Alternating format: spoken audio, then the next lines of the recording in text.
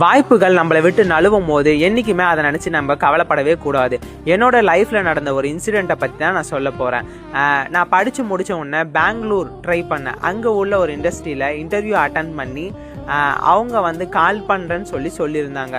ரொம்ப நாட்கள் ஆயுமே எனக்கு எந்த ஒரு காலுமே வராததுனால நான் வேறு இடத்துல ட்ரை பண்ணி ஜாயின் பண்ணிட்டேன். அங்கே எனக்கு பார்த்திங்கன்னா மொபைல் அலோட் கிடையாது. இவங்க கால் பண்ணும்போது என்னால் அட்டன் பண்ண முடியாத ஒரு சிச்சுவேஷன். இதனால் அந்த சான்ஸ் எனக்கு மிஸ் ஆச்சு.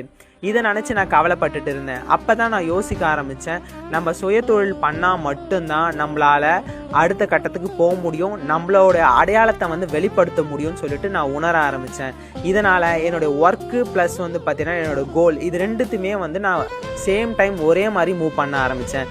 அதனுடைய பலன் தான் இப்போது நான் எந்த இடத்துல வேலை தேடி போனனோ அந்த இடத்துக்கு என்னுடைய கையால் உருவான இந்த இத்தனை ப்ராடக்ட்டுமே அங்கே போக போகிறாங்க. ஏன்னா இவங்க எல்லாருமே பெங்களூர் நோக்கி போக போகிறாங்க. நம்மளுடைய கடின உழைப்பு மட்டும்தான் ஒருத்தரை அப்கிரேட் பண்ணும். ஒரு இடத்துலேருந்து இன்னொரு இடத்துக்கு நம்மளை உயர்த்தக்கூடியதுன்னா நம்மளுடைய உழைப்பு மட்டுமே. அதனால் எதனாச்சுமே கவலைப்படாமல் கடின உழைப்பு மட்டும் இருந்தால் போதும். நம்ம வாழ்க்கையில் லைஃப்பில் எங்கேயோ போயிடலாம்.